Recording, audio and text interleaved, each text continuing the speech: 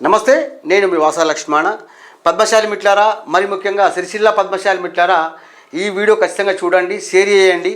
ఎందుకంటే తెలంగాణ రాష్ట్రంలో కాంగ్రెస్ ప్రభుత్వం వచ్చిన తర్వాత వాస్తవానికి మిట్లారా ఈ వీడియో నేను మొన్న జూబ్లీస్ ఎన్నికల కన్నా ముందే పెడతానుకున్నా. కానీ అక్కడ ఎన్నికల జరంగా పెడితే మన కాంగ్రెస్ పార్టీకి వ్యతిరేకంగా మాట్లాడే అవుతుందని చెప్పి ఎన్నికలు అయిపోయిన తర్వాత అసలు విషయం చెప్పుకుందాం ఉద్దేశంతో ఈ విధంగా ముందుకు వచ్చిన. కాబట్టి పద్మశాలి కుల బాంధవులకు, మరి ముఖ్యంగా సిరిసిల్ల పద్మశాలి కుల బాంధవులకు ఏం చెప్తున్నా అంటే ఈ వీడియో ఖచ్చితంగా చూడండి మిట్లారా, ఖచ్చితంగా చూడండి. ఎందుకంటే కాంగ్రెస్ ప్రభుత్వం వచ్చిన తర్వాత 21/1/2024 నుండి 24/5/2025 వరకు ఎంతమంది నేత కార్మికులు ఆత్మహత్య చేసుకున్నారు, మరి ఆత్మహత్య చేసుకునే నేత కార్మికుల కుటుంబాలకు నష్టపరిహారం వచ్చిందా లేదా, మనం ఫస్ట్ దీని విషయంలో మాట్లాడుకుందాం. ఒకసారి సిరిసిల్ల పద్మశాలి మిట్లారా ఈ వీడియో ఖచ్చితంగా చూడండి. నేను చెప్పే పేర్లను ఖచ్చితంగా మీరు వినండి. సిరిసిల్లలో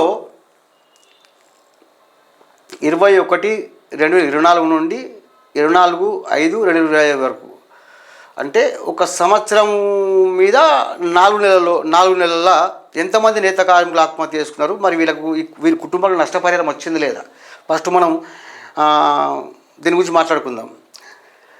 గుగ్గిళ్ళ నరేష్ 20 తారీఖు 1 నెల 2024. తడక శ్రీనివాసు 13/3/2024. పెంటి వెంకన్న 17/3/2024. సిరిపురపు లక్ష్మీనారాయణ 7/4/2024. ఈగరాజు 25/4/2024. అడిచెర్ల సాయి 26/4/2024. అంకారపు మల్లేశం 26/4/2024. ఈ అంకార మల్లేశం సమయంలో మనం కూడా స్పందించడం జరిగింది. సింతోజు రమేష్ 23/5/2024. వెంకటేశము 16/6/2024. కుడిక్యాల నాగరాజు 22/6/2024. నరేషు ఇంటి పేరు లేదు 26/6/2024. పల్లె యాదగిరి 3 తారీఖు 7 నెల 2024. ఏలే శంకర్ 13/7, అంటే మొత్తం 2024 కాబట్టి డేటు నెల చెప్పుకుంటూ పోదాం. కాకే రమేష్ 23/7. గుండేటి మల్లయ్య 24/7. ఎం రమేష్ 1/8. పులిపాటి అంజయ్య 22/8. గోవిందు సదానందము 26/8. జక్కని సతీష్ 28/8. తుమ్మ నవీను 31/8.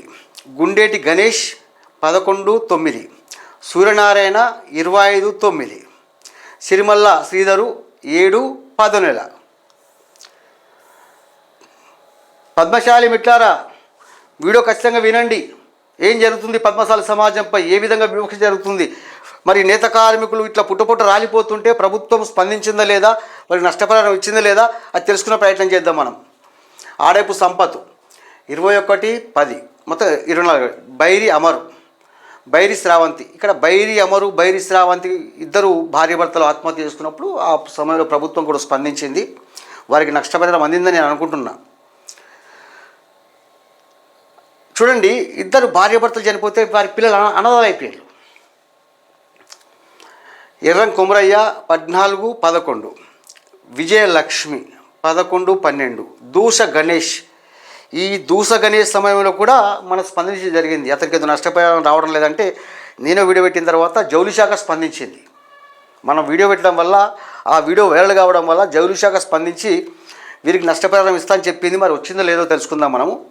అంటే మిట్లారా ఏం చెప్తున్నా అంటే, మీరు వీడియోని ఎక్కువ వైరల్ చేయడం వల్ల పరోక్షంగా ఈ నేత కార్మికుల కుటుంబాలకు నష్టపరిహారం వస్తుంది. మీరు వీడియో వైరల్ చేయడం వల్ల ఈ నేత కార్మికుల కుటుంబాలకు నష్టపరిహారం వస్తుంది. కొద్దిగా లైన్లో ఉండండి, మాట్లాడుకుందాం. నక్క శ్రీనివాసు 21/12. బూర్ల బలరాము 22/4. బత్తుల విటలు 14/5. గోరింట్యాల బాలరాజు 13/5. మొరుగు సాగరు 18/5/2025. ఇది మొత్తం 30 మంది నేత కార్మికులు. గతంలో ఎల్లమ్మన గారు కూడా మండలంలో స్పందించేళ్ళు వార్తాపత్రిక చేనేత కార్మికుడు ఆత్మహత్య వార్తా కథనాలు కూడా వచ్చినాయి. సిరిసిల్లలో నేత కార్మికుడు బలవన్ మరణం, ఆర్థిక ఇబ్బందులతో ఉరేసుకున్న శ్రీనివాస్. నేత కార్మికులకు ఆర్థిక ఇబ్బందులు ఎందుకు వస్తాయి? పనులు సరిగా నడకపోతేనే. ఎందుకంటే వాళ్ళకు పని తప్ప ఇంకో పని తెలియదా? కాకపోతే నేత కార్మికులారా, దయచేసి నేను ఏం చెప్తున్నా అంటే, ఏ సమస్యలను సరే చావకండి. ఖచ్చితంగా సమస్య పరిష్కారం చేసుకుందాం, కానీ చచ్చిపోయి కుటుంబాన్ని రోడ్డును పడేయద్దని చెప్పి యావత్తు నేత కార్మికులకు నేను విన్నవించుకుంటున్నాను. అప్పుల బాధతో నేత కార్మికుడు ఆత్మహత్య. ఎందుకంటే బాధ అనిపిస్తుంది నేత కార్మికులారా. ఓకే, ఇప్పుడు మిట్లారా, నేను సిరిసిలో ఉన్నటువంటి పద్మశాలి మిత్రులకు ఏం చెప్తున్నా అంటే, 35 మంది నేత కార్మికులకు ప్రభుత్వము నష్టపరిహారం ఇచ్చిందా లేదా? ఇవ్వకపోతే ఏం చేద్దాం? దీని విషయంలో ఆలోచించండి.